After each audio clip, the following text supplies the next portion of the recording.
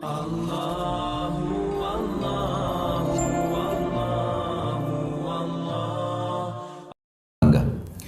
mulai teman-teman sekalian dengan berharap Allah berkahi. Kalau rumah tangga itu di dalam Islam adalah ajang pahala yang paling besar. Kata ulama, tidak ada dalam Islam ibadah yang umurnya dan panen pahalanya sebesar rumah tangga. Karena mulai akad nikah sampai cucu turun-temurun semuanya pahala. Mulai akad nikah, kita sudah naik di atas sebuah bahtera. Bahtera ini namanya rumah tangga. Mau kita sedang tidur, mau kita sedang makan, mau kita sedang duduk. Intinya kita sedang berada di sebuah bahtera namanya rumah tangga. Itu per detiknya kita sedang menjalankan ibadah sebenarnya. Karena rumah tangga sendiri itu ibadah. Perintah dalam agama. Dan saya akan masuk ke kiat yang pertama. Mempertahankan rumah tangga adalah rumah tanggamu adalah ibadahmu. Maka ikhlaskan niatmu karena Allah. Itu yang paling pertama memang. Teman-teman sekalian, ikhlaskan niat.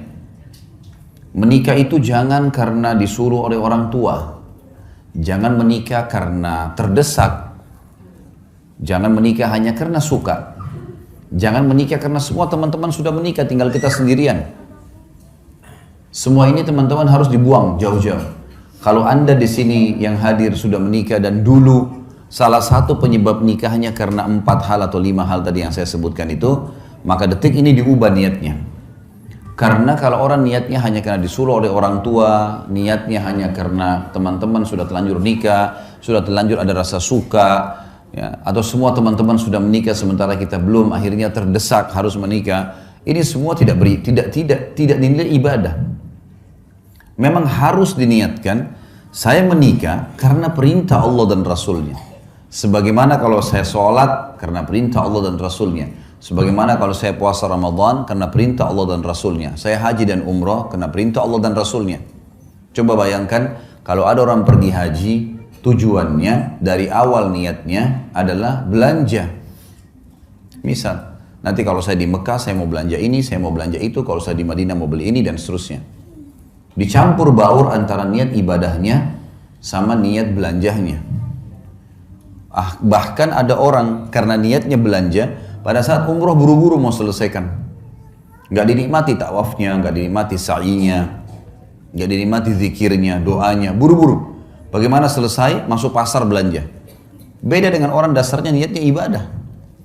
Orang kalau niat ibadah Bapak Ibu sekalian, maka semua jadi mudah. Saya kasih contoh. Kalau ada orang pergi haji, niatnya ibadah, haji itu capek loh. Berangkat dari Jakarta saja misalnya ke Jeddah 9 jam. Belum masuk ke Mekah sejam 2 jam sampai di hotel. Belum kita harus tinggal di Mina, di kemah, jumrah, panas matahari, desak-desakan sama orang. Kemudian juga ada Muzdalifah, ada Arafah. Paket, capek sebenarnya, letih. Gitu kan? Setiap azan kita langsung ke masjid, walaupun jarak hotelnya jauh. Tapi subhanallah, orang kalau niatnya ibadah, pulang haji ditanya, Bapak Ibu yang sudah capek nih, sudah 40 hari di sana, 30 hari di sana, tanya mau haji lagi nggak? Pasti jawabannya mau. Kalau orang niat ibadah, dia mau lagi. Suka dukanya semua jadi mudah. Yang panasnya, yang makanannya kehabisan, yang hotelnya jauh, terlupakan semua. Yang antri panjang di imigrasi, dilupain semuanya. Karena niat ibadah itu berbeda. Orang kalau bangun sholat malam, dia niat memang ibadah karena mau berkomunikasi dengan Allah, mau beribadah kepada Allah, lain. Dengan orang yang hanya kebetulan pasangannya bangunin, supaya dia bangun sama-sama. Atau mungkin karena teman-temannya lagi kebetulan nginap, misalnya di satu tempat seperti ini, nginap, kemudian teman-temannya semua buat program bangun sholat malam, lalu dia ikut-ikutan. Beda sekali. Makanya harus diniatkan dari awal ibadah. Ada sebuah kata kunci dalam masalah ini. Semua yang berhubungan dengan kita teman-teman sekalian di muka bumi ini, tanda kutip ya, tanda kutip, adalah boneka-boneka yang sedang Allah titipkan. Saya bilang sama istri saya, dan saya juga sampaikan ke Bapak Ibu sekarang, saya juga sampaikan dalam pelatihan-pelatihan saya. Kalau kamu, saya bilang sama istri saya, adalah titipan Allah kepada saya anggap kamu tanda kutip boneka, tanda kutip yang Allah titipkan, mengatakan Khalid ini istrimu. Didik dia, lindungi dia, berikan dia hasil keringatmu, nafkahmu. Karena saya, maka saya akan berikan pahala, kau masuk surga. Saya bilang sama istri saya, sebaliknya, kamu juga begitu. Kamu menganggap saya, tanda kutip, adalah boneka, tanda kutip ya, yang Allah titipkan. Ini suamimu ya. Layani dia, cuciin bajunya, buatin masakannya, biologisnya, didik anaknya, jaga amanah rumahnya. Karena saya, kata Allah, saya kasih pahala, mati, masuk surga. Ini yang dimaksud dengan ibadah nih. Seperti itu kita memahaminya. Sehingga kita tidak pernah jenuh dalam menjalankan kewajiban. Coba bayangkan Bapak Ibu sekalian, di sini kita mulai dari bapak-bapak misalnya. Istri kita nggak pernah kita kenal sebelumnya. Begitu menikah, kita setengah mati banting tulang di luar sana, nagih utang, jual produk, bangkrut usaha, segala macam. Setelah selesai dapat hasil, kita tinggal kasih kepada istri kita. Dia yang makan, dia yang beli baju, dia yang menikmatinya. Kalau bukan karena niat ibadah, bisa saja seorang laki-laki bilang, siapa perempuan ini enak benar. Hasil keringat saya tiba-tiba langsung diambil saja. Satu sisi. Ibu-ibu juga bisa begitu. Begitu akad nikah, mungkin di rumah ayahnya tidak pernah bekerja. Tiba-tiba menikah, laki-laki yang tidak dikenal, cuciin bajunya, siapin sarapannya, layani biologisnya, segala macam. Hamil anaknya dia, spermanya dia. Kalau bukan karena ibadah, orang akan berpikir, siapa laki-laki ini? Gitu. Makanya sering terjadi pertengkaran-pertengkaran dalam rumah tangga kadang-kadang dengan hal-hal yang kecil saja. Karena memang dari awal bukan niatnya ibadah. Kalau ibadah pasti akan berbeda. Karena kita tahu suka dukanya akan ada, makin berat sesuatu yang kita jalankan, maka kembali kepada hadis Nabi SAW. Nabi bersabda dalam hadis Bukhari Muslim, Inna idhamal ajri ma idhamal bala. Allah akan memberikan balasan yang besar sesuai dengan kadar beban yang sedang diberikan. Emang begitu? Beda pahalanya orang pergi sholat musim dingin, susah sekali, kalau mungkin di negara Eropa yang lagi musim salju dingin, dengan orang yang pergi sholat, cuaca lagi enak. Ada cobaannya, lebih besar pahalanya. Beda semuanya, Allah menilai sesuai dengan kadarnya.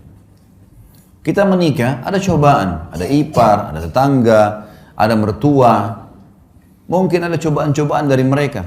Tapi kalau niat ibadah, kita akan laluin. Karena ini semua ibadah. Saya tidak mungkin menikah dengan suami saya saja atau istri saya saja.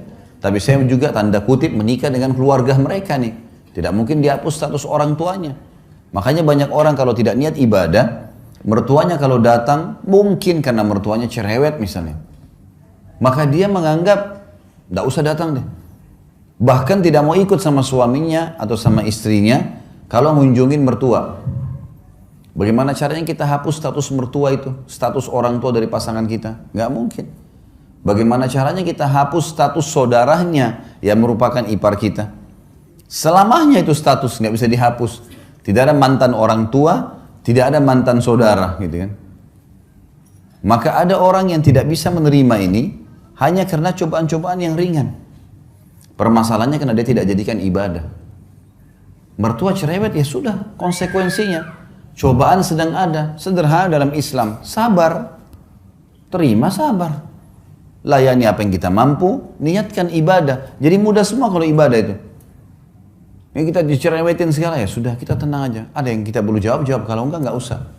Sabar itu adalah menerima takdir Allah. Kita bangun pagi, flu. Sabar, gimana caranya? Terima dulu flu itu sebagai takdir Allah, lalu kemudian ikhtiar, cari jalan keluar. Nah itu sabar. Berarti kita bukan berarti tidak sabar kalau kita malah ikhtiar. Kita menerima keadaan, kita nasihatin, coba kita layanin, bersabar. Allah maha melihat kok. Niatin ibadah ini penting sekali. Kalau sudah diniatin ibadah, semua akan mudah kita laluin. Semua akan mudah kita jalani. Kalau namanya ibadah, Bapak Ibu sekalian, pasti akan ada gangguan-gangguan. Karena syaitan musuh kita tidak mau ibadah itu berjalan. pasti akan digoda. Ingat sabda Nabi SAW dalam hadis sahih, iblis, pemimpin syaitan, memiliki singgasana di lautan. Memiliki singgasana di lautan. Setiap hari anak cucunya melapor. Saya baru membuat orang bertengkar, saya baru membuat orang berzina, saya baru membuat orang minum khamr, dan seterusnya. Sama iblis dianggap biasa. Sampai datang anak cucunya yang mengatakan, saya baru menceraikan suami istri. Kalimat ini membuat apa? Iblis mengambil cucunya tadi yang melapor menceraikan suami istri, didudukkan di sebelah singgasananya, diberhentiin tugas. Artinya ini prestasi tertinggi.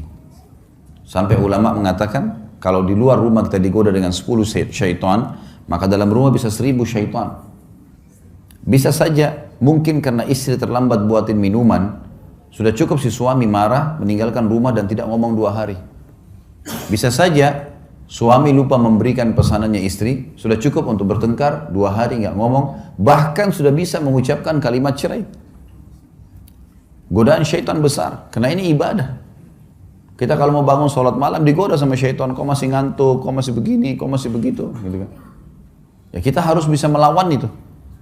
Karena syaitan hanya seorang marketing yang menawarkan produk dia, yaitu tinggalkan ibadah. Itu produknya, bagaimana dia bisikkan segala macam hal supaya kita tidak melakukannya. Ini yang pertama teman-teman sekalian. Jadi kita harus menjadikan rumah tangga kita adalah ibadah. Maka ikhlaskan niat karena Allah.